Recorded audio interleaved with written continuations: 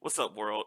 This is the Up Watching Hawaii podcast. I'm Smurf, And it's your guy, Cy, and we watch the games that you can't stay up to. and we also watch the combat sports as well. We are hosted live in the SayLess podcast Discord server. Shout out to the SayLess podcast of Kaz, Lowkey, and Rosy. And we are also affiliated with the Otaku Fight Club podcast, hosted by yours truly. And we are also affiliated with the Sips Tea podcast, hosted by Genesis and C Saint, a rapper and a battle rapper out of Buffalo, New York. All the links to everything described here in the bottom of the description, and we'll get started with the show. Hey, what's up, world? Ski Mask Murphy. I'm doing an episode solo. We've been on hiatus. It's been difficult during the holiday season to get everybody to have free time to all come together and do an episode. So I'm gonna do this one solo. And also we're changing up the format a little bit. And hopefully y'all like it. Gonna be recording segments about each topic a little bit separately, then splicing them together to make sure, every topic is a little bit more concise. Instead of just trying to flow between everything here and there to give you guys more of, a punctual, topical podcast. Let me know you guys like it. Respond in the comments, no matter where you're listening to this, whether it's YouTube, Apple Podcasts, Spotify, Anchor, Google Podcasts. We out here. And currently, there's football on a Tuesday, January 4th, after all the New Year's Bowls. Literally, right now, Kansas State is going to the halftime versus LSU. A 7-6 team playing a 6-6 team in Texas in a bowl game sponsored by Taxact. Yeah, this is where we are. But all the topics I'm gonna go over today, I'm gonna get into a good amount of things we missed during the hiatus. Gonna get into some of the happenings going on in UFC, including for some reason Jake Paul and Dana White beefing. Wouldn't expect that from our 2022 bingo card, but we're starting off the year. This is where we are. Of course, we're gonna get into the college football playoffs, and gonna have to discuss Antonio Brown having yet another incident where he looks crazy, but sort of might be the smartest man in the room, like he was during the whole Oakland Raiders incident for a week. Let's talk about free agency in college football and the madness that's occurring there. Washington football team is finally going to get a name. Hopefully, I'll get into that. Some of the background on that. Why I'm saying hopefully, and then of course, got to give a big rest in peace to the big man John Madden. And let's get into it.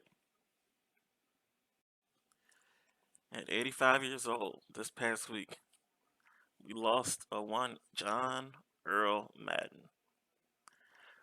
Arguably, probably the most influential man in the sport of football, which, by luck of the draw, sort of happened on accident. With him becoming the coach that he was, then a broadcaster. Man was a two-way all-conference lineman for Cal Poly back in 1958. Yeah, well, way back in the day. And surprisingly, a lot of y'all gonna be surprised to hear this. The man was a 21st round draft pick. Yeah, it's ridiculous. Why does football teams need 21 rounds versus draft picks? Who knows? But that's what they were doing back then. Oh, 20 plus rounds. It's a lot of sports were doing that back then. I mean, even right now, MLB players union are trying to work things out, but they still do 40 rounds worth of draft picks. Yeah, but the NFL back then was 21 rounds in. John Madden, he was shaping up to be, a decent backup lineman starting out, but rookie camp got a permanent knee injury, and so he was just sitting there in camp, but every day he was in the room watching film with Norm Van Brocklin while he was injured. And so from there, Norm Van Brocklin told him to, hey, maybe try your hands at coaching.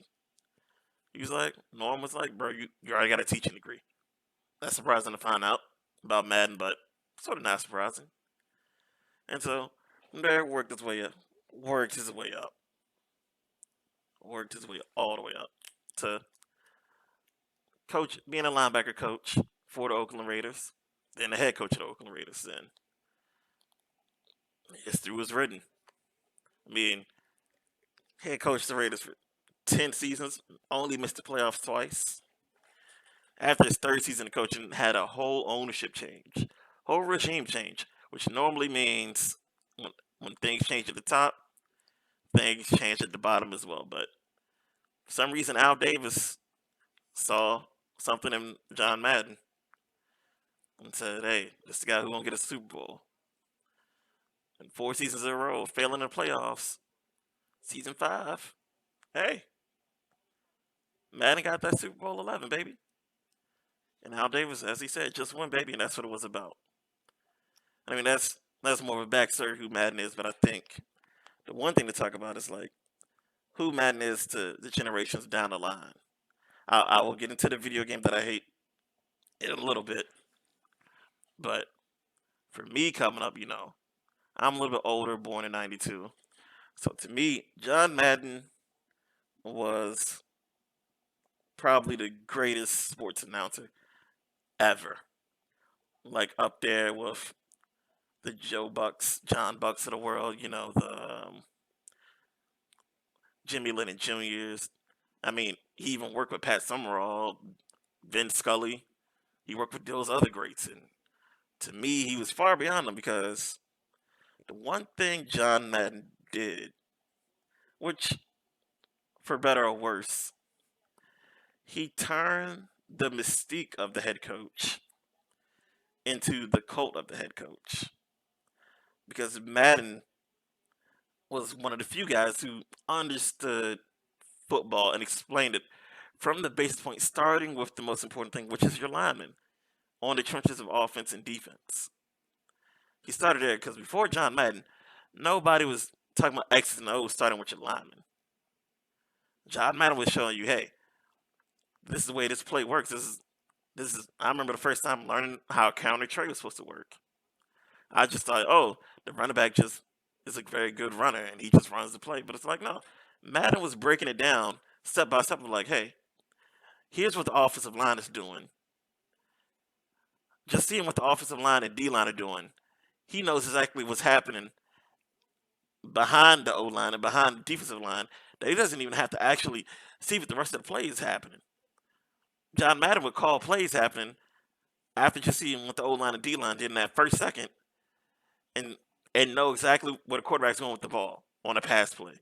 Don't even know the routes. He just knows this is how the D line's blitzing. This is how the O line is blocking.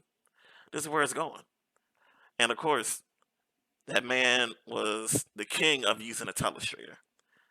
If you guys don't know what that is, that's when you see them draw little lines over stuff on TV.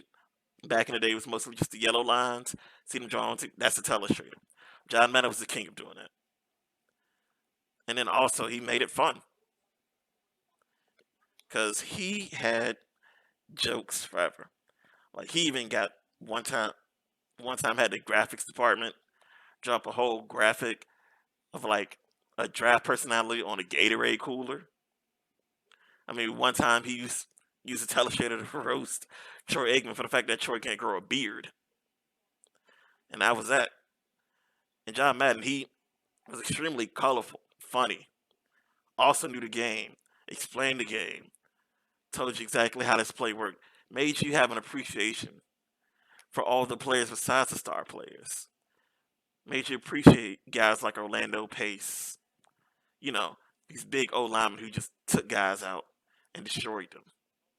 And for defensive linemen, breaking down the new techniques that they were coming up with. He's the first person to explain how Howie Long and Reggie White were perfecting the hump move. If you all don't know what that is, go look that up. It's a classic move and technique that D linemen had to start using as these offensive tackles got more athletic to combat these speed rushing guys like Lawrence Taylor.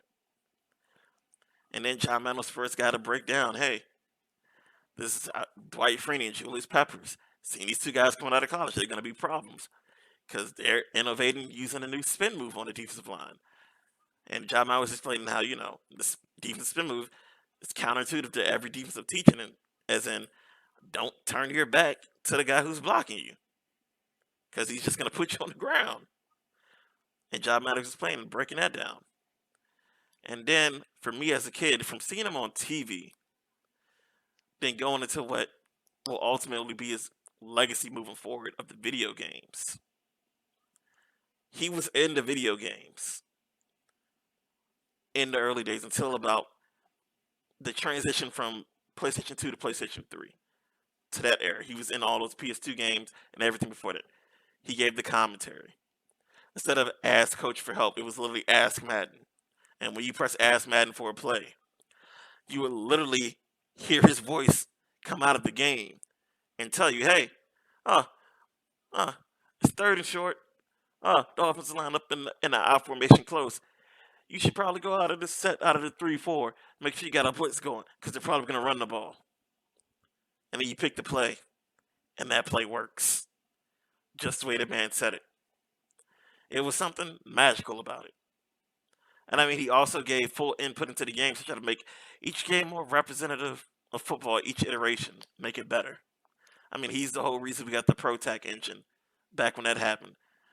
If you guys remember that was an engine that allowed multiple tacklers to attach, multiple ways to attach to a tackle animation. So instead of it always being just one tackler, one ball carrier, it went to being a tackler ball carrier, 3 tacklers parallel on, 3 linemen get involved and help push the pile. It was innovative, which they brought that back. And even to the point where there used to be a point where it's called Madden School. For you to just generally learn the plays and he'd explain it. He'd be like, hey, here's Spider 2 Y banana.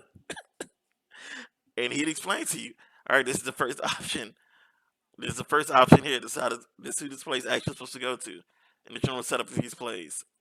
This is your key guy on defense who you need to watch. And he'd break it down bit by bit for all kinds of plays. It'd be like practice mode, except John Madden's talking to you. You pick a play, he tells you how to run it. It was magical. And I mean, but now, hopefully, his legacy is not extremely tarnished because also on the same day he died, literally half of the Madden video game community were locked out of their accounts, either fully banned or temporarily suspended because the game has fallen so far behind and the development has gotten so awful that people hate the game. I mean, for 2 seasons straight, we've seen Twitter protests making it to, the top of the trending page of, hey, EA fix Madden, NFL drop EA. And I think that's one thing I hope gets better, even though looking like it's not going to get better, is that it's a game that's fallen so poor in quality that it's less representative of football when John Madden was involved in the PS2 than it is now in the PS4 and 5. That I hope it does not tarnish this man's legacy moving forward. People just think, oh, Madden is just a name associated to putting out shitty video games. Should be elevated to the point where it reflects the knowledge and intelligence that he had. It's like, I'm gonna get into it. I didn't want to get too deep into it. Yo, okay, so in certain video games, there's things that are called, legacy code. I'm getting into computer terminology right now. It's called legacy code. Like things that are left over from previous iterations of a game that stay in there and they still function the same. Most of the time, legacy code, maybe RPGs or things like that. Maybe it's like 2 or 3 games behind. They've kept something in.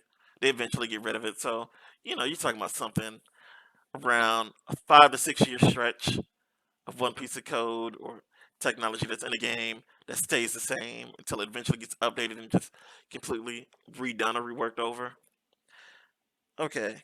In Madden, the whole game is nothing but legacy code piled on top of legacy code. So it's like all the code from something initially long ago, and it's still just all new things being piled on top of it, and none of the old stuff taken out to be corrected and fully redone. Like the Madden you're currently playing now is all Madden 25. whatever was in aka Madden 14, whatever was in whatever was in Madden that released in 2013 is still all in the exact same game. Nothing's changed, and that's awful, and I hate it. And then there's also things in the game that you can go back and look at. One of the biggest things that prove legacy code is that the play action blocking, animations, and intelligence and assignments are still the same as Madden 2006. Yes, game that released in 2015. Coming up on being a 17-year-old game. They're still using the same play action, pass blocking, animations, assignments, and intelligence from then till now. And it's not good. No pockets created, nothing like that. But I'm not going to get too deep in the rant. For anybody listening to this who participates in the Madden Ultimate Team community, I hate you guys, but I do feel sorry for the fact that you guys found a way to get very good cards cheaply without having to either spend a whole bunch of money or grind endlessly. And then EA Sports punish you guys for that. And then while you guys are punished for it, the people, no one was at EA's offices to correct the wrongdoing they did. So y'all were just stuck. And I feel sorry for that. And I don't want this to become part of this great man's legacy. And that's all I can really say on John Madden. One of the probably going to go down as the greatest sportscaster ever. Easily the greatest football sportscaster ever. He changed everything that happens in the booth. During this brief intermission, I just wanted to remind all our listeners that we're available on Anchor, Spotify, Apple Podcasts, Google Podcasts, YouTube, and we also have a Twitter account where you guys can interact with us and catch up with us, see our ideas on some things happening between our podcast episodes. Links will always be down in the description. And now back to the action. Well. Once again, we have another insane Antonio Brown story. Seems like, well, let's say once a year, but last year, everything was quiet for AB. Not too much happenings going on en route to that Super Bowl. But on Sunday, uh, middle of third quarter, out of nowhere, you see what the video that's currently being looped on screen right now for those watching on YouTube. For those who haven't seen it, just Google Antonio Brown, and you'll know exactly what happened. Well, see exactly what happened on field, on video. So he takes off his shoulder pads, starts throwing his gear into the crowd. During the middle of the play, walks through the middle of the end zone and starts jumping and leaping, throwing the peace sign up to the Jets crowd. I mean, Tampa Bay eventually comes back and wins this game after being down two touchdowns in the middle of the third quarter. But that's not the real story. It's Antonio Brown. Immediately, everyone starts calling him crazy, saying it's a mental health issue. Oh no, he's going crazy, yada yada yada. But when you see the initial full video, the full length version of what exactly goes down, of initially Mike Evans trying to stop him, and then he takes off his shoulder pads and everything. Let you know, this is, Antonio Brown's not going crazy. This isn't CT. This is no Devontae's Burfitt hit, as everybody loves to bring up. It's obvious, seeing that Mike Evans going over trying to stop him, that something was said to Antonio Brown right before this video occurred. I mean, apparently someone saw something to the point that they said, hey, I should probably pull up my phone and record this, because either a fight's about to happen or a fight may have just been happening and they were only able to catch the tail end of it. And immediately we just see this. We see he takes off hits the tunnel, and we think Antonio Brown's gone from New York City and gone from the Tampa Bay Buccaneers. Well, let's go with the first one. Antonio Brown is not gone from the Buccaneers. Well, no, let me go with the first. Antonio Brown's not gone from New York City. He shows up the next day. He's at the Nets game, sitting courtside. After he called an Uber to get him from the stadium in the middle of the game, which started also because of him and his Uber who picked him up. And the guy looks like, I mean, if the guy didn't say a word in the video, you would have convinced me the guy was Seth Rogen.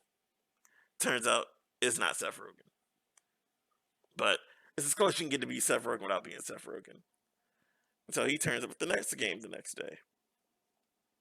So as I'm talking about this is, 2 days afterwards. This is Tuesday after Sunday. Immediately after the game, Bruce Arians hits the. They ask him a question.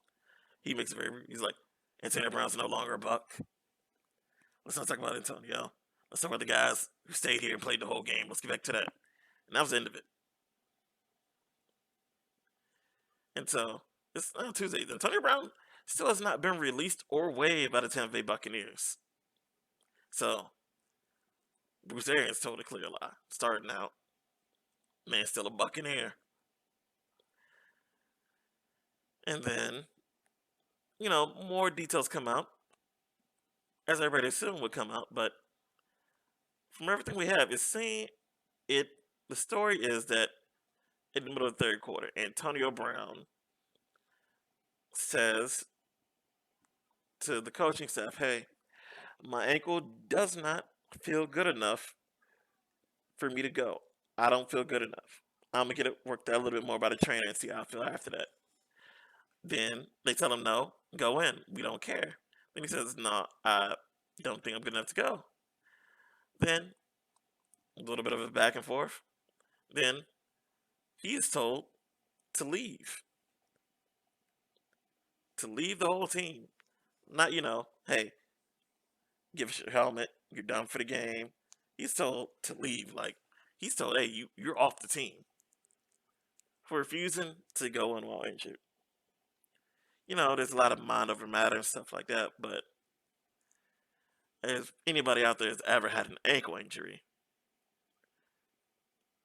and play sports, if you actually do push it to the limit, actually get it to the point where you're going to be sidelined for weeks, you also know that lower body injuries tend to linger for about a year or two. So Antonio Brown is trying to protect his investment, which is himself, in a game that, for the most part, really doesn't matter because Tampa Bay, they've already locked up their division, and they're not going to be fighting for home field advantage in the playoffs. So I sent around, I was like, hey, let's live to fight another day. And I'm on AB side with this one. Because, remember when with the Raiders where it seemed like, hey, Antonio Brown was wilding out, but then it also seemed like he's the smartest man in the world from working his way from the Oakland Raiders to the New England Patriots to play with Tom Brady, and immediately going to getting like 2 catches for like 40 yards and a TD. But that was after, more shenanigans happened at Oakland, in which, he called that GM a white ass cracker. And then they decided to do things to basically give him certain punishments that would void the guarantees of his contract at that point in time. Which is the only reason he signed with the Raiders because they gave him a very big guaranteed contract. And so this seems to be another situation where they want us to think Antonio Brown's going crazy, but he's not. And let's switch over to another detail that's lingering in the background as well. As Antonio Brown was 8 receptions and 50 yards away from receiving 2 levels of incentives, which for him would have been, you know, 2/3 of a million more. So $666,666 more on the year. But people are like, oh, he left that on the table. But if you can see what I currently have on the screen, he didn't leave. He left that on the table, but also he was already paid up $3 million for the year already. So you can tell that it's definitely not about the money for Antonio Brown. And I mean, when you sacrifice his career earnings, he's already good. He doesn't have to play for the money anymore. He can play for the love of the game, for the people giving him the respect that he feels he deserves as a man. And you know, best wishes to AB. I mean, his exit was very well, I wouldn't even say Vontae Davis, like, because Vontae knew he didn't have the sauce in the engine no more.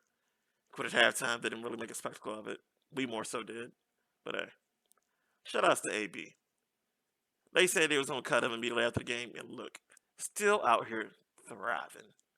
Let's go. During this brief intermission, I just wanted to remind all our listeners that we are available on Anchor, Spotify, Apple Podcasts, Google Podcasts, YouTube, and we also have a Twitter account where you guys can interact with us and catch up with us, see our ideas on some things happening between our podcast episodes. Links will always be down in the description. And now back to the action. And on to a more interesting story that sprung up out of nowhere today.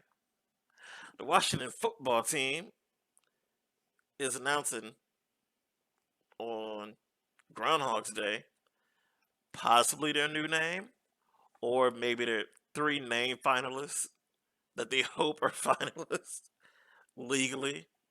Because let's just go back to how this whole thing started. The Washington football team, formerly named the Washington Redskins, which was a team name that of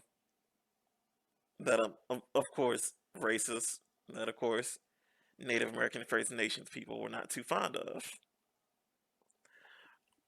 And yeah, and then to try to keep that team name, try to make people think things are cool, they used a poll after the Washington Post was bought by Big Bezos, Jeff Bezos of Amazon, which is basically a magazine that publishes a lot of stuff to protect billionaires and millionaires' interest.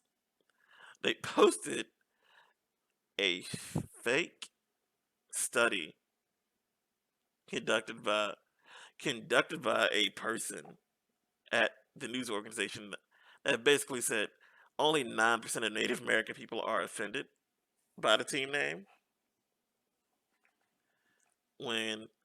But then someone else 2 years later was like, they looked into it. I was like, yeah, it seems like bullshit. And they went back and analyzed it. Went back and actually went to real Native American reservations and went through it and said, yeah, our response says 65% of people are offended. 65% of Native Americans are offended by this name. And then, yeah, then the whole push happened. Name gets taken away. And then the common thing that everybody asked was, wait, why they not immediately, have a whole new name ready to go? Why are they just the football team? And as I'm scrolling through now, showing a whole lot of concepts that people came up with at the time. He was like, oh, here are great team names.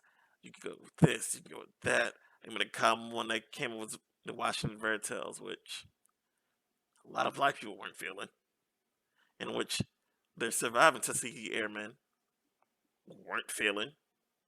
Because that was the nickname for the Tuskegee Airmen. Because, racism, they was like, hey, these are U.S. planes, but to distinguish that y'all aren't white airmen, we're going to paint your tails red. So that was why that didn't happen. And then, let me just switch over to the most prominent thing that occurred. Everybody was dead set on the Washington Red Wolves. Ooh wee. People were loving it. And this is after a few instances of going through, and the red rules ended up the same as the ones before it because they had a list of like 30 names initially that they wanted people to vote on. Like that 30 names, only about 4 or 5 of those names were actually available for Washington to use because people bought the copyright and trademark to those names. And you would ask, well, those only last for 20 years. When could those people have gotten it? Literally a year before Washington got rid of the Redskins name and decided to become straight up just the football team,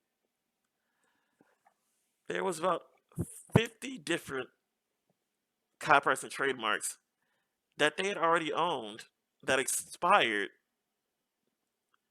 just in case they would have ever been forced to change the team name for racial insensitivity, which basically means you already know team names racially insensitive. But you're like, yeah, I'm just gonna do it just to do it, just to flex that, hey, I can be racist as I want to. No one's gonna stop me. And then you finally get stopped, and everybody's bought up your copyright, trademarks, and names. And so that's why the search has lasted really a lot longer than it ever should have, because either they're trying to find a name that they could use hasn't been trademarked, or they've been negotiating, buying out someone's trademark copyright on the name that they chose that they wanted. Because initially, you know, a lot of people were being asked by the Washington organization, which, I mean, if you've seen and heard about the things that have gone down, it's not a good. I mean, literally just this week, Jalen Hurts almost got killed because the railing gave out very easily at the tunnel, which in most sports stadiums, that's the one railing that's way more extra secure because this wasn't even like, like that good steel concrete type baller into that's welded into some concrete type railing. This is just like, this is like some wheel-in stadium bleachers type railing. Like this, this shouldn't be in a stadium. I mean, I live, Richmond, Virginia, just 2 hours south of DC, but I don't even know how far it is to get to Landover, Maryland. Yeah, oh, that's something else you should know. The stadium's not even actually in DC. I think it's like 45 minutes outside of the city limits. So, like, yeah, it's a horrible fan experience. I've heard stories. I mean, my dad, neighbors have gone to games, and they said, and almost regardless of what game it's been, probably within the last 5 to 6 years, it's been, it's almost never been Washington fans in the stands. I remember, oh, I'm, I'm a Dallas fan, so there was uh, 2 years ago, right before the pandemic hit. I remember there was a Dallas Washington games at Washington. Amari Cooper makes a catch, and audibly on the TV you can hear Coop, which is, you know, a lot of sports teams have their fans have a call out for one specific player when they get to touch the ball. Sort of like how Green Bay used to do John Coon. Everyone has it, and so it's been seen like they have no fan support there because they made a horrible situation. I mean, I just mentioned Jalen Hurts thing. You also have the incidents with I think early this season you had an incident where one of the sanitary sewer pipes, which one of the pipes that has all the poo, uh, started leaking onto fans on the lower levels in the stadium. Then last year he had like the urinals exploded at the stadium. It's been a whole constant stream of just this isn't a great place you want to be. But no, back to this whole name thing. Like they have no copyrights. Initially, they were trying to pay people only like a couple million to get the names, but it's like, hey, they're gonna probably keep this name for at least the next 20 years or forever. So people want their kickback. So who knows how much they pay for it if they just found one? But this is interesting. They're finally changing the team name. We'll see if this actually works out in the end. Or they might have to do a whole nother round of, hey, we can't use his name because someone else already bought the trademark, which was probably one of the ones we already have for the past 50 years. Eh, let's see what happens. Yeah, yeah.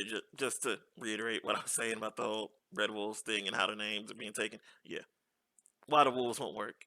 Released by Washington from the team president in a briefing. Everybody buying up all their stuff. Sad times out here in these streets. During this brief intermission, I just wanted to remind all our listeners that we are available on Anchor, Spotify, Apple Podcasts, Google Podcasts, YouTube, and we also have a Twitter account where you guys can interact with us and catch up with us, see our ideas on some things happening between our podcast episodes. Links will always be down in the description. And now back to the action. Okay, so before getting into the wild fucking west, that is free agency of coaches and players in college football, I want to go back to the college football coach who people say is great and say R.I.P. Bozo. Smoking on that Urban Pack. This nigga got fired in dramatic fashion. I mean, like, this goes back to, like, whew, with him, it goes back so far. I'm like, all the shenanigans and fuck shit he's gotten into over the years and the shit he's covered up and all, and everything. Like, okay, let's put it this way. If it wasn't for Tim Tebow being the face of, like, that '07 through '09 Gators, University of Florida Gators teams, holy shit, Urban Meyer would be in fucking jail right now.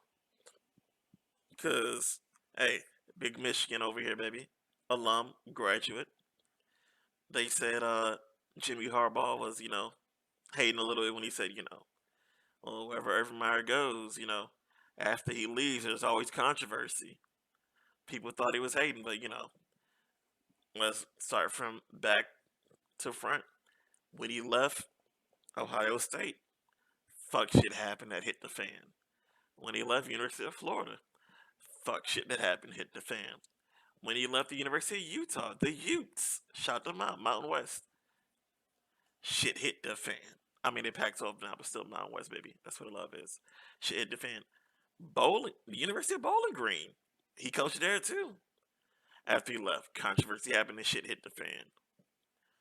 And I mean, when you think about the amount of college coaches who come straight into the NFL, and they typically don't have that great of success. I mean, Cliff Kingsbury's doing all right. Matt Rule is going through the growing pains, similar to how Nick Saban was. Matt Rule probably might end up coming back down, but even with Nick Saban, there's certain aspects of the NFL game versus the college game that are different. The biggest thing is you're not the king. You're not the king. You're not kingmaker in the NFL versus college. You don't have unilateral control of all of your players. I mean, Nick Saban, I know one of his things was like, he didn't have unilateral control over the whole roster to be able to build it the way he wanted to build it. GMs got input, owners got input, and you can override him at any point. Nick Saban said that was one of the things he had to work with. The coaching aspect, he was getting there, but they let him go. And now we got this goddamn dynasty that we can't fucking get rid of. Fucking hate it. Hate it. But yeah, Urban Meyer thought he just, do the same shit he was doing in college, and that shit doesn't fucking fly. And this nigga got fired in the most dramatic fashion. I don't think I know of any coach who's been fired literally during his first season ever coaching in the NFL. Shit show. But let's get on to the wild, wild fucking west that's going on out here, because shit is crazy. But first, I just want to start off with one of the bigger coaching moves. Bro. Brian Kelly and his fucking fake Southern accent. That shit is hilarious. Listen to this.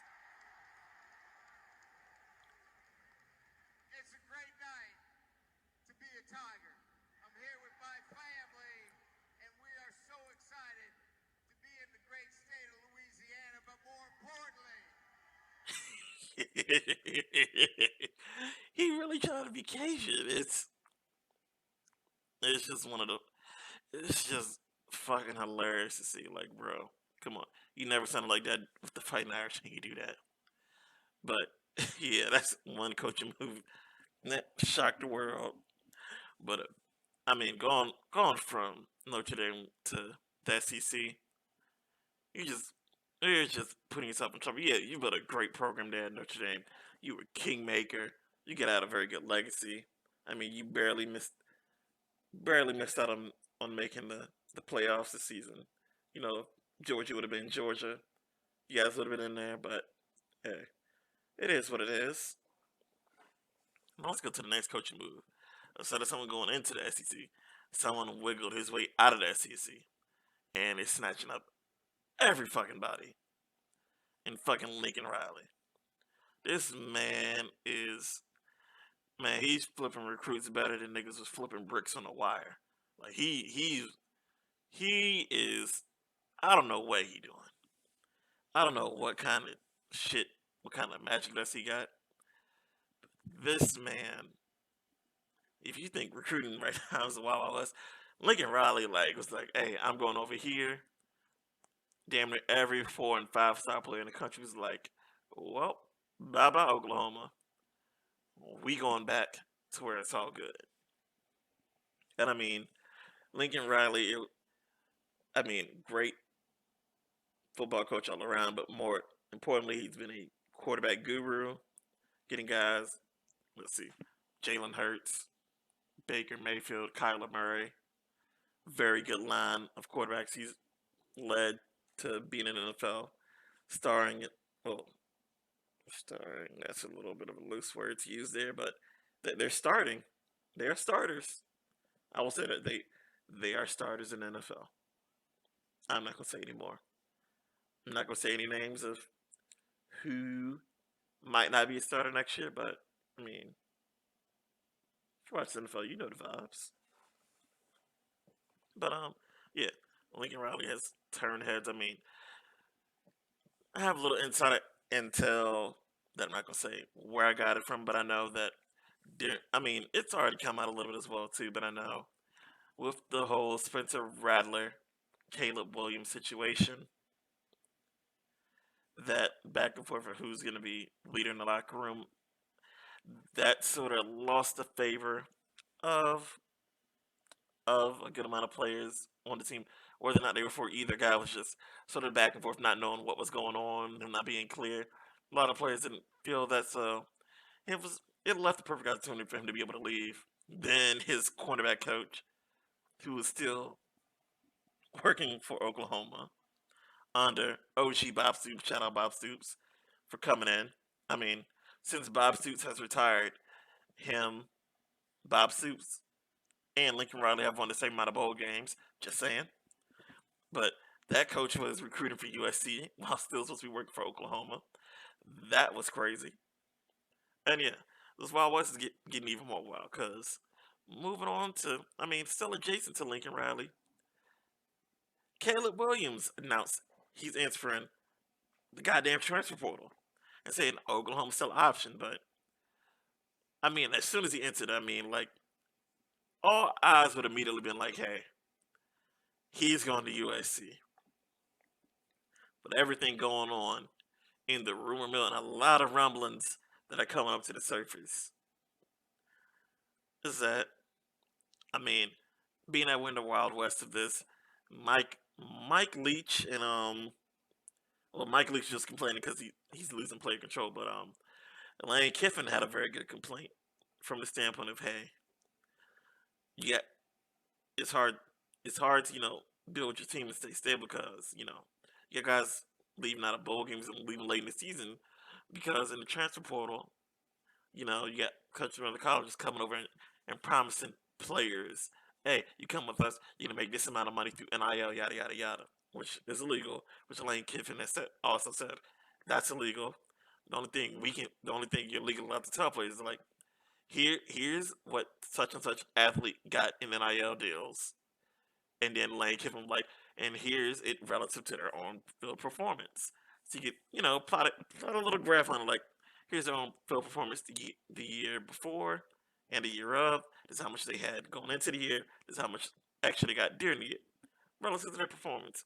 To let kids know, hey, if you had Old Miss, shout out to the I can't say shout out to the Rebels because they gay Confederates and shit like that.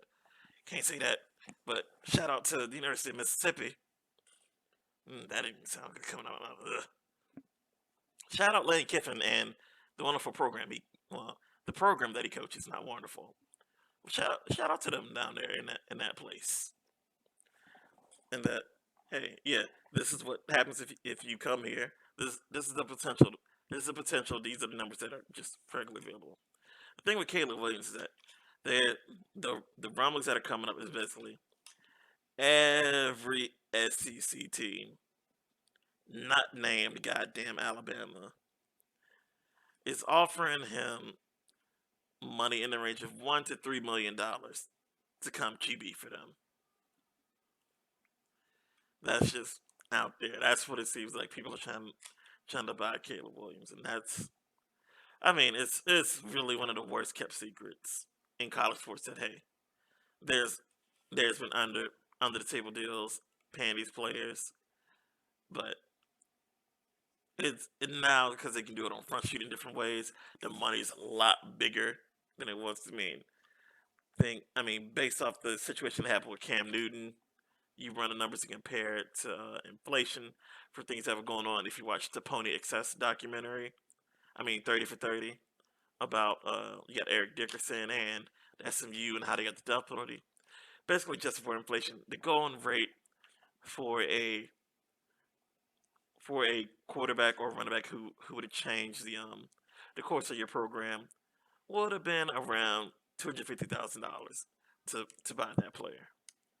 But there was an article back then that came out around the time with the Cam Newton thing of I think it was Rutgers Drexel University. They ran the numbers and it was like, hey, the numbers for a Heisman hype kind of quarterback based on Johnny Manziel, the school can afford to pay him about $1.5 million to play ball there. And Caleb Williams right there in that conversation. But it's been a scene. It's been a shit show. Given the name of our podcast, we also have to bring up that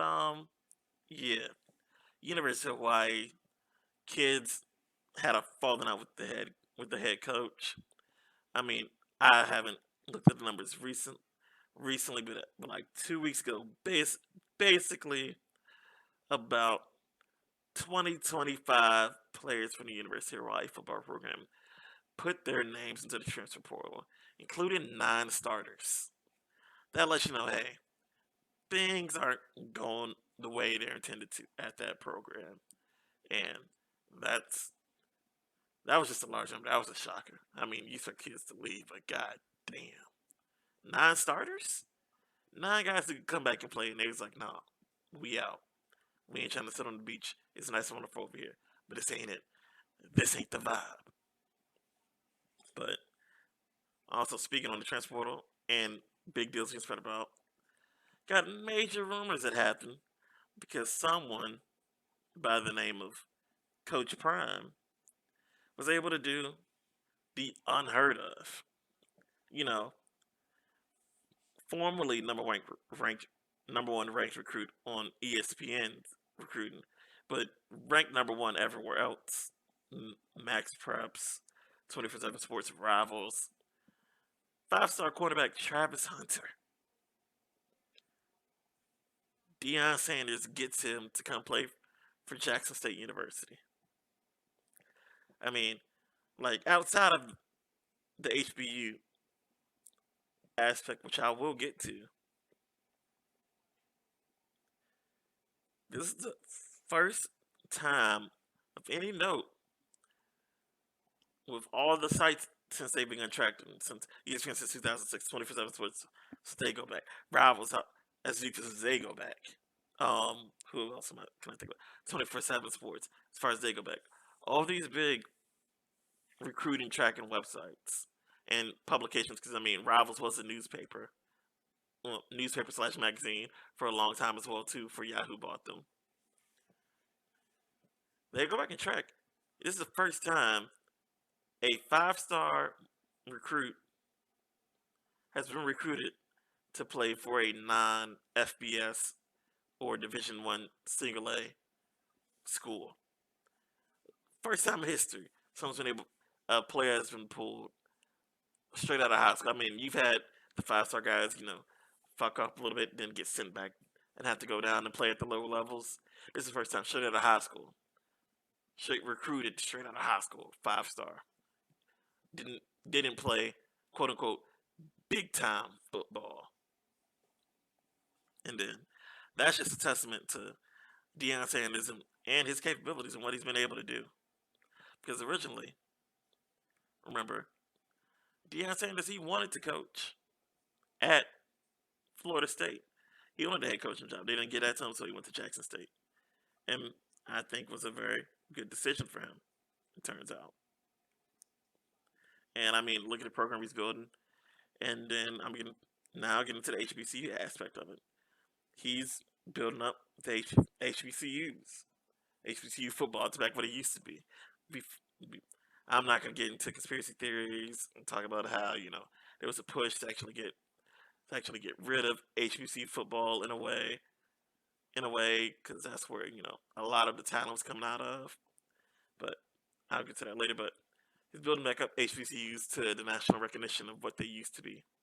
I mean, he went on NFL Network and talked about it, and then he's able to have as much time as he wanted to on the I Am Athlete podcast. Shout out to them. Shout out B Marsh, Freaky Fred Taylor, Channing Crowder, and Ocho Cinco.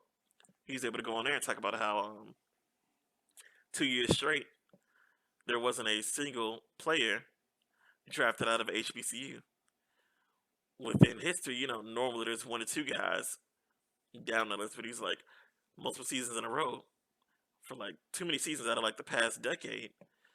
No guys out of those schools have been drafted. And I mean, he's even more so upset because this is right after the COVID seasons where FCS football, which features 2 HBCU programs, all of them played in the spring on ESPN.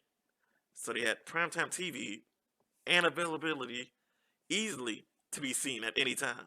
So they could have easily been scouted. And he was upset that not even from Jackson State, not from his school, because the best player that year was playing on Florida A&M University, FAMU, Rattlers. They had a good season as well this year.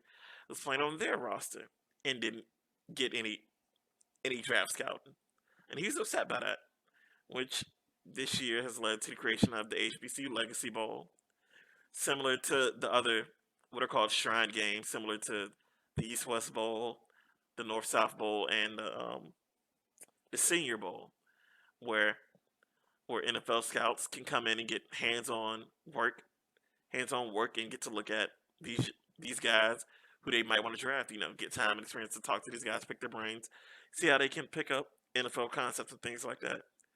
He's changed that. The Celebration Bowl was something that was already happening, because the FCS playoffs is not really beneficial to any team to actually be in as far as making money. You for the most part, if you can't fill out your stadium during a playoff game, you're losing money because all the ticket sales go directly to the NCAA, which is some bullshit. But he's done that. I mean, they got beat by South Carolina State. HBC football, guys are turning up. And then, of course, when this happened, all the conspiracy theories came out. People shitting on HBCU football. And then Deion Sanders had to come out and say, hey, there's a long history of HBCUs when it comes to football in the NFL. I mean, even when you look at it, if you just take a time and look at the state of Mississippi by itself, as far as which colleges have put guys in the guys who put guys in the NFL. the HBCUs in the state of Mississippi versus the PWIs of the state of Mississippi. More guys have come out of HBCUs. I mean, if we want to talk about Hall of Famers, Jackson State has 4 of them, led by Walter Payton. Has 4 of them alone. Mississippi State ain't got none. I mean, best thing Mississippi State's got that could probably be listed. You got Dak Prescott. Dak's lighting it up. Cowboys love it, lighting it up. You know, you got that. You have Mississippi Valley State. That's Jerry Rice and Deacon Jones. 2 more Hall of Famers. I mean, even Northwest Mississippi Community College, a community college in the state of Mississippi, has put a guy in the Hall of Fame. Versus the predominantly white institutions, you just got Old Miss got 2 Old Miss, aka University of Mississippi, got 2 linemen. Plus, more than likely, Eli Manning's on the way. And then University of Southern Mississippi, you got Brett Favre and Ray Guy. So in the state of Mississippi, more Hall of Famers that come out of these black colleges and universities.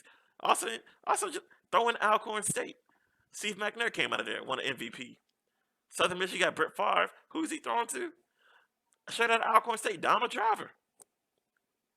Multiple time Pro Bowler.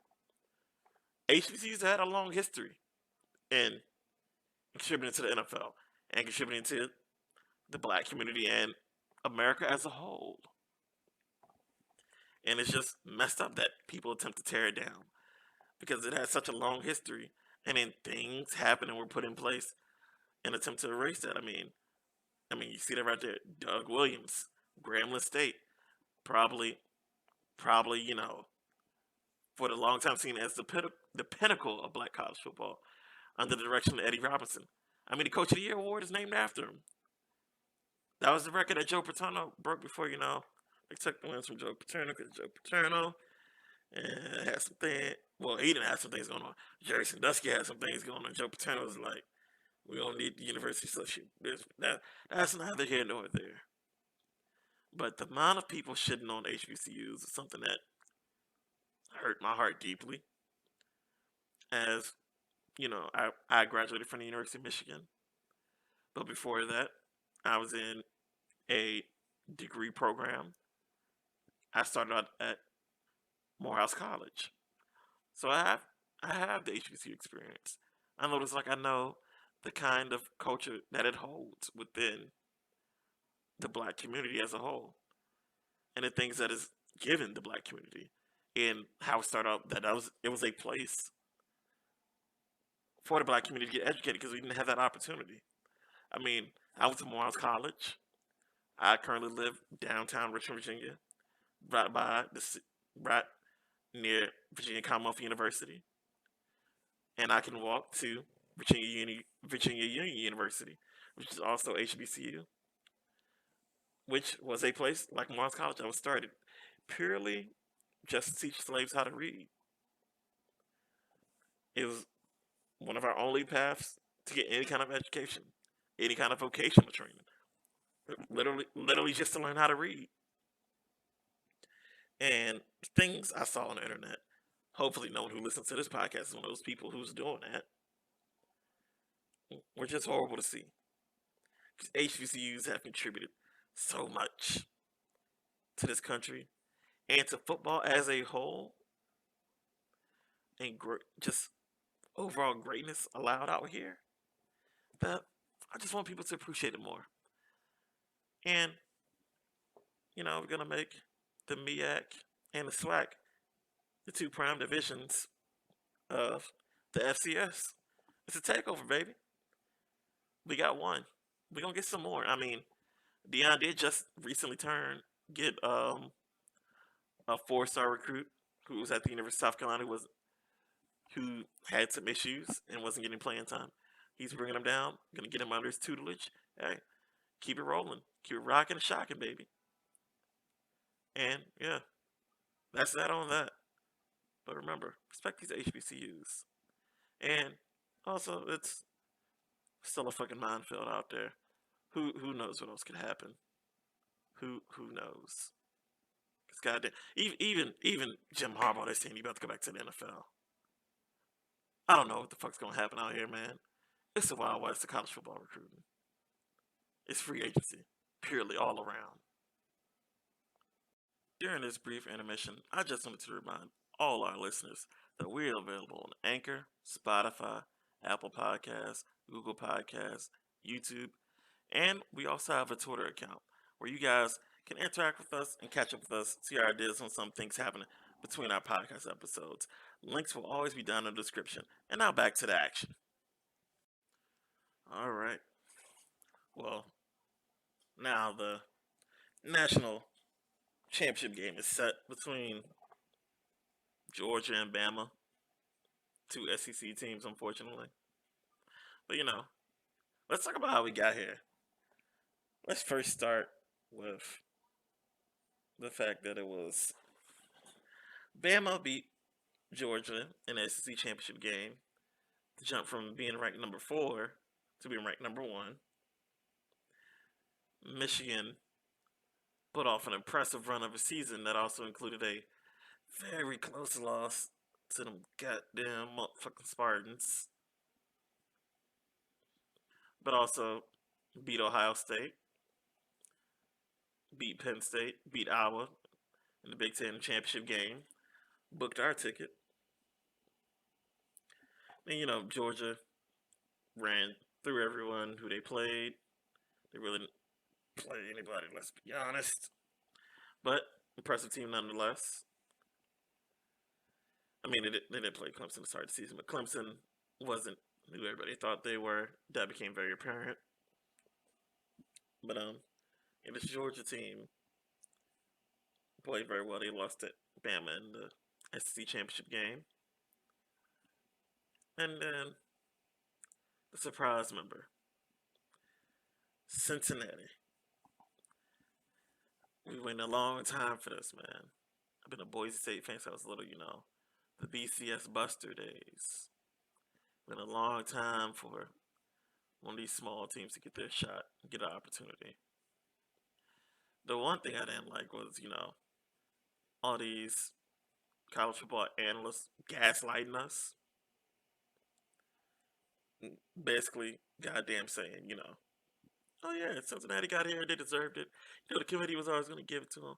Yeah. Well, stop with the bullshit, gaslighting us. Bro, they had the schedule of Notre Dame 4 years ahead of time. And with the luck of the draw, Notre Dame was a very good team this season to boast of their shit. Because let's be honest, we've been here before. Let's go back to the first year of college football playoff, 2014, when TCU entered the final week, ranked number 3, didn't beat their opponent about 50 plus points because they weren't allowed to have a conference championship game for the Big 12. So they just throttled their opponent as hard as they could, put up 50 plus points, show like, hey, we're an extremely good team. We're beating the shit out of a 6-7-1 team. We're beat them guys. And then college football rankings are released. They go from 3rd to 6th. Yeah. We've seen this before. And also, let's not act like if Oklahoma State doesn't hang on and beat Baylor, that Cincinnati would also still be sitting in this playoff. Let's not even pretend, because we all know that that's not fucking true. Oklahoma State beats Baylor, they're fucking in there. A one-loss Cincinnati to either Notre Dame or Houston, Cincinnati's not in there. Let's be very clear. Cincinnati damn near had to. The fans had to beg for this shit to happen. And every good thing that needed to happen had to happen. You had to have basically 2 conferences auto-cannibalize themselves. Well, not even 2, 3. 3 conferences had to auto-cannibalize themselves because you needed fucking the Pac-12. You needed Utah to come out of nowhere and spank Oregon. like the oldest, and then also Oregon somehow magically lost to fucking Stanford. Needed that to happen because Utah was a two-loss team who lost to some pretty good opponents as well. They came out and spanked Oregon twice back to back, so you had needed that to happen. Clemson got exposed, not being the team we thought they were. DJ's not that guy yet, unfortunately. You had Clemson, Wake Forest, Pittsburgh, auto cannibalize one another. You can throw in University of North Carolina as well with Sam Howell, coached by Mac Brown. That was a very interesting put together group. And you need everything to go right. And then, of course, the Big 12. You need the auto cannibalization of Oklahoma State, Baylor, and Oklahoma. They needed everything to go right. And then they had to be undefeated for what? Basically 3 years in a row. Before COVID, that season they had 2 losses. One in the Houston, another one in a bowl game to a Power 5 school. Then COVID year, they were 9-0, then had bowl game loss, very close game. Played against Georgia. And then they had to go undefeated again this year and needed Notre Dame to be good when they played Notre Dame. And luckily Notre Dame was. So let's not act like these analysts weren't gaslighting us, man. Let's get to the games and what actually happened, how we got Bama versus Georgia. Because Cincinnati played very good football. I mean, the score doesn't show, but 27-6. I mean, that's 21 points. Back in old days, we would call that a dubbing. But Alabama wanted no parts of Cincinnati's pass defense. We can start there. That's a good starting point. They wanted no parts of that passing defense. Because in total, people think the Cincinnati team's bad, but in total they have 6 guys with invites to the Senior Bowl. Then you just had Ahmad, aka Big Dog Sauce Gardner, declare himself eligible for the draft as an underclassman. There's a guy this year who didn't allow more than 20 receiving yards a game, and over these past 3 years hasn't allowed anyone to score a touchdown on him. So that's a very well put together team. Desmond Ridder was getting Heisman nods. Yeah, it's a very good team, but unfortunately, it's one of the things that shows where it's not purely SEC football. It's Alabama and the way they can stack 4 and 5-star recruits, not just at the skill position. We're talking about on the line, and that's where things have sort of gone downhill with the college football playoff. That lineman talent has sort of concentrated to about 20, 30 different programs, and everybody else is not really getting too much of the scrapings that are left. But yeah, Bama versus Cincinnati. That game was won and lost in the trenches. Alabama wasn't trying to pass it. I mean, the only pass they took that was more than 10 yards downfield was the one shot they took that scored for the half. That made it a 17-3 game. Very close game being played. Shout out Bryce Young. I wouldn't have given him the Heisman this year. I would have definitely given it to Kenny Pickett. Not because of the fake slide, but I felt like Kenny Pickett was the best quarterback this year. But that's that. But yeah, Cincinnati just didn't have the front to deal with it. Alabama just ran the ball relentlessly on them. It wasn't even fun to watch. It was just old-fashioned smash-mouth football, and they just didn't have the guys up front. Then plus, a lot of these coaches don't seem to want to change their schemes for some reason. Luke Fickell's basically running a 3-2-6 monster for defense, and that doesn't work. They never had more than 6 guys in the box, really. Load up 7 guys in the box, dare them to pass it on you with the kind of receivers you got out there. I mean, we've seen this effectively how Auburn, LSU, and Texas A&M played very good games against it, but Nobody wants to repeat it. Georgia didn't want to do it. Cincinnati didn't want to do it. That was it. Cincinnati played. The players on the field played good to their assignments, but the coaches just gave them bad assignments. And that was that. Now on to my fucking disappointment. To these motherfuckers coming out flat as fucking hell. Bad coaching. Players weren't playing up to the standards that they should have. They were just sitting there getting fucking the dog shit beat out of them with no hope. Michigan was just sitting there just taking it. And Georgia was fucking giving it. Oh, were they fucking giving it. Didn't really get too much time for the defense to be off the field either. Niggas was getting tired. I mean, they did scheme to take Aiden Hutchinson out the game. Very good game planning. Game planning by Kirby Smart. I like that. Hey, when you see the other side just got someone who's a pure monster over there who's with a high motor. Hey, be like, hey, use that motor over there. Hey, I like to see it. I mean, Aiden and David did get some pressures out there, but just a little bit too little, too late. DBs weren't playing all that well. Offense was playing that well, and fucking Harbaugh decided, hey, I'm gonna put in McCarthy for the whole fucking second half, which is for finally the end of this whole, hey, just squeezing McCarthy in here and there every quarter instead of being decisive to be like, hey, either you're gonna develop McCarthy to be your QB of the future and have him play now, or just let the kid sit back, let Cade McNamara do his thing.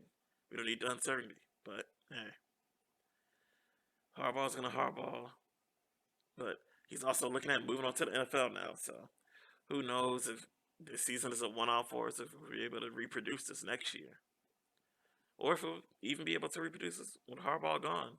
Depends on who we can bring in, but Georgia played to the standard that we expected them to.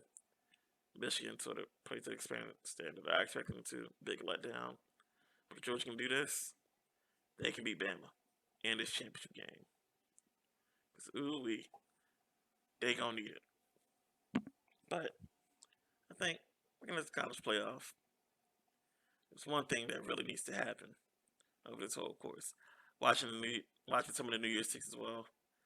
I watched bits and pieces of a very wild Rose Bowl game, which I knew I should have watched the game because the Rose Bowl never fucking disappoints. Utah, Ohio State going at it. Then Njigba Smith went the fuck off. Motherfucker was out of his mind. But we need to get rid of all these fucking bowl games. Just chop all that shit the fuck down. There are way too many fucking bowl games. I mean, I just watched Kansas State beat the absolute dog piss out of LSU. Why the fuck are they playing? 6-6 and a 7-16. No one wants to see that shit. We really don't. But that shit's up there for some reason. But go ahead, expand the college football playoff to 12 teams. Get that shit to a good 12. Because that shit definitely will make a big difference. A lot more smaller schools. You have a couple of smaller schools that'll get in most seasons. Increase that automatic Cinderella story opportunity that you have in fucking college basketball. So you can automatically sell tickets on that. You know, gives you a good 1, 2, 3, 4 weeks of college football. Good month to replace the shit show that is college bowl season. Just a whole bunch of just dumb shit going on. But I did appreciate the Duke's Mayo Bowl being like, hey, we dumping Mayo on niggas. Then I don't know what the Cheez It King was supposed to be about, but that was an interesting sight to see. But yeah, get rid of the rest of these bowl games. Make it 12-team playoff format. I mean, the proposal is put out there. They might approve it this offseason. 12 teams, 6 highest ranked conference champions automatically get in. Then 6 at-large bids. Would be fun to see. Top 4 teams get a bye week. Yeah, it would be interesting. But who knows? Who knows what the future holds? But what the 10th? I think that's the 10th. Yeah, Monday.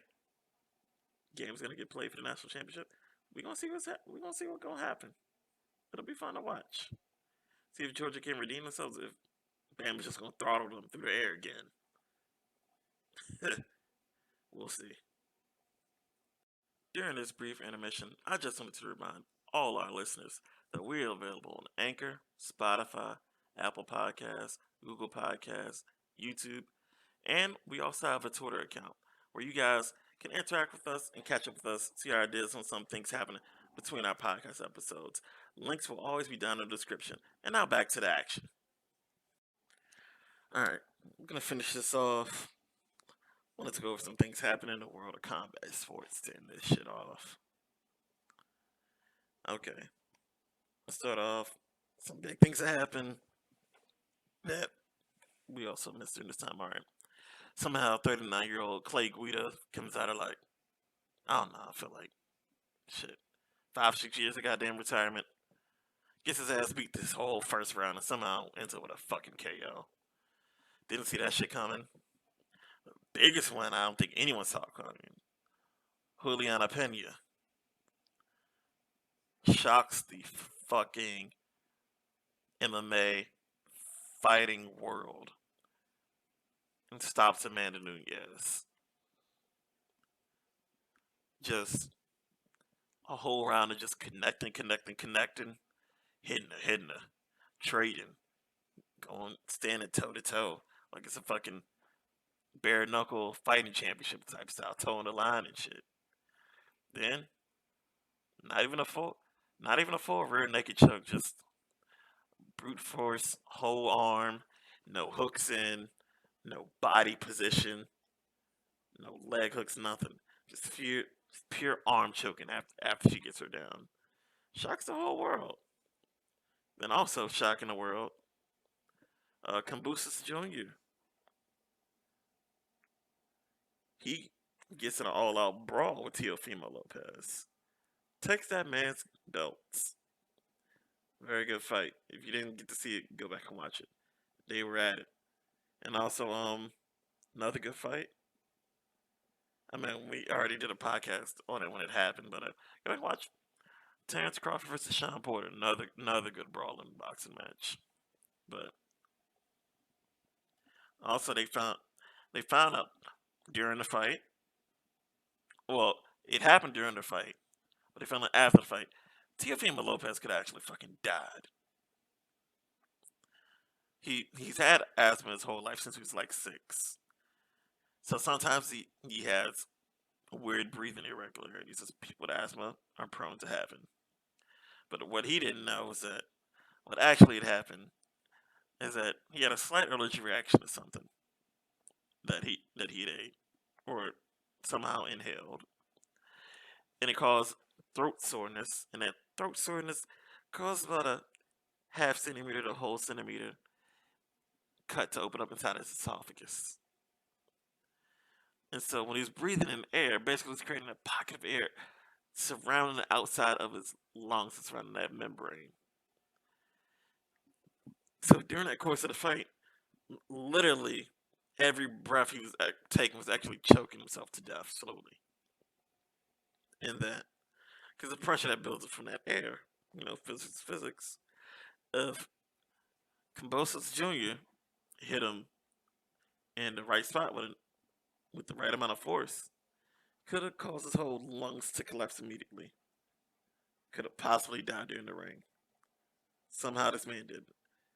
And also, took about a week and a half for this information to come out because, the New York Commission Board had to get a full review and ask one of their former ringside doctors and evaluators, hey, how did we miss this? Are we just negligent? And then the doctor had to come out and say during the report, when they put out the report, she said like, hey, this is something that's not going to show up during any pre-fight screen for either boxing or MMA. Just because to find out that this thing has occurred, the person literally has to get like a full X-ray at the hospital. this is something that they don't check. So that was that. But I want to get on to the bigger, more current news happening in the fight game. I'm not gonna talk about his second fight. Well, I will have to talk about his second fight with Tyron Woodley to get a little bit at things. But Jake Paul and Dana White having a full on fucking beef because, well, I will talk about it. Jake Paul is more than likely realizing he's not the draw he thinks he is, and that his whole little "I'm a fighter" gimmick is quickly coming to an end as quickly as it started. Because, lo and behold, all the numbers that are coming out are basically saying the total amount of pay-per-view buys on TV and streaming is coming out to less than 100,000 units of buys. He realizing he's not the draw he thought he was because his last card was that was Tyson and Roy Jones Jr. He was under that one. That made him think he had to inflate the numbers, which 1.5. And then I forgot who else is on the Woodley Paul card. The Woodley vs Paul card, the first one. That also helped them garner around 200, 300,000, even though Paul likes to lie and say they got 500,000. And so this is just bad. And that's why he's trying to call out all this. And actually, UFC star this time, and Jorge Masvidal trying to fight Masvidal. Because Masvidal's a big enough draw that it'll make pay-per-view happen. Masvidal didn't budge, trying to jump into the boxing game. Which also Masvidal's like, hey, I'm not fighting you. I've been fighting at 170 damn near half my career. Well, I'm gonna fight a guy who comes into the ring around 200 pounds. That's not a smart move. Come on now. I mean, but that's all he's been doing is booking guys who fight at extremely low weight classes, extremely smaller, and also at the end of their fighting careers, and guys who weren't any degree of a striker. I mean, Tyron Woodley can punch, but he's a wrestler. Ben Askren was a very long time grappling world champion, who also was on his second hip replacement when they fought. So yeah, you got Nate Robinson. Come on now, basketball player. Well, we saw what happened. We saw that. Man, it's not a boxer, but Jake Paul's out here reaching for straws. And I mean, okay, out the reason the 100,000 unit figure stands out is that he's not a draw. Is that okay? So I've been working on a. I'll I'll get to it with Jake Paul also using how underpaid fighters are in terms of revenue share in the UFC. Are I've been working on a project that I'm planning to release soon.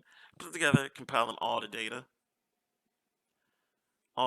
for how much money the UFC's actually made off fights and some sponsorships versus how much they've actually paid fighters. Using as much information as I can get, to get a good estimate. And let me tell you, the revenue share percentage they have is low. I mean, typically revenue share in sports is between 40-60%. They ain't close to that. It's not good. But he's using that to try to win fight fans over, try to get himself in, well, to win over some casuals, the extreme casuals. The people who only watch MMA fights if Conor McGregor's fighting. He's trying to win over those people. But the reason I can say that Jake Paul not being a draw is a big thing because with me working through this project and knowing the numbers, getting the inner workings of how money's divvied up,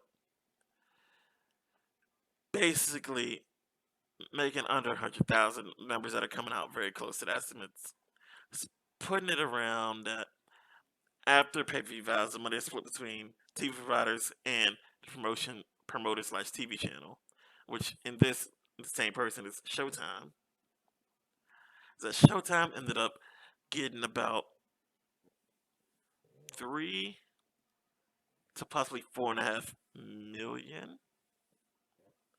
4.5 million at the top side, but more than likely around 3.5 million is the number that Showtime ended up getting off of pay-per-view buys. I don't know what the live gate was. Live gate was probably low as well, but starting off with 3.5 million. All right. So based on things from last fight and some of the things we do know, is that all right?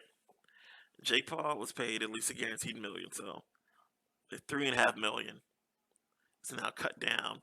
You're now at 2.5 million for Showtime. Boom.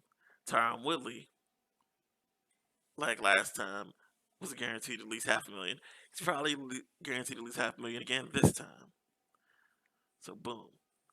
Now you're down to 2 million. Amanda Serrano, who was fighting as the co-main event. Very good hands. Shout out Amanda Serrano. Twitter Serrano Sisters. That's her at.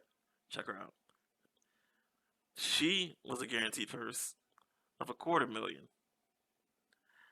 So now you got $1.75 million. All right. So as this works out, and 1.7, 1.75, 1.75. You still have to pay out. That's just 3 fighters out of a what? A 16 fighter card. Everybody else still has to get paid. So we're just gonna say that probably takes him down to $1.5 million. Not yet $1.5 million. Probably $1.25 million, but we gonna keep it soft. $1.5 million after paying out the rest of the fighters. So now you've only made $1.5 million off this. You can factor in the promo you put in the Showtime. The promo you put in at Showtime, paying for the venue, which I could look up the venue right now and let you know approximately how much it cost him right off the top. Because the venue basically, straight off the top, the venue, however big the venue is, add $10,000 on that, multiply by 2. That's how much they paid. They paid for. They had to pay just to have that. Then 15% of whatever the live gate is, and so that would be that. So yeah. So $60,000. $60,000 for that arena. So yeah, you got that.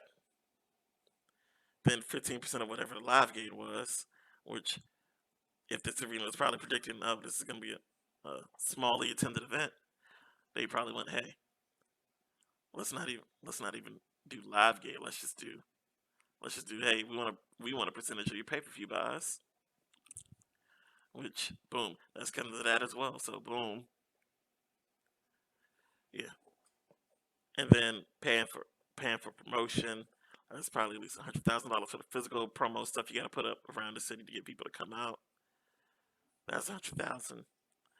Then you're paying for the promo, getting commercials and stuff around the internet, all of that. That's probably at least another $250,000. And then probably just paying on other staff people, of your staff people, to be there. Your cameraman and all those people. Probably $50,000 for that event. So after all, probably after this event, at the most, Showtime probably made $1 million off of this. That's not good for hosting any kind of fight event. Those are numbers you don't want. Bellator does better than that. And yeah, that's why he's trying to get into fighting the UFC. He's trying to force his way in, but there's nothing he can do. I mean, fighter pays lower than what it should be. Yeah, I'm gonna release something on that in the coming weeks. Gonna try to get it done before this next UFC card comes out. and give you guys a decent breakdown of how this money actually flows and things of that such. But yeah, Jake Paul trying to force his way in, it's just not gonna happen. It's not good shit. He's out of his mind. His fighting career is coming to an end. The gimmick's over. And then everybody believes he's on steroids as well. He couldn't pass. He's not passing a WADA test. It's gonna be bad. But that's that on that. Let's end this episode. Signing off, baby. We are hosted live in the SayLess podcast Discord server. Shout out to the SayLess podcast of Kaz, Lowkey, and Rosy. And we are also affiliated with the Otaku Fight Club podcast, hosted by yours truly.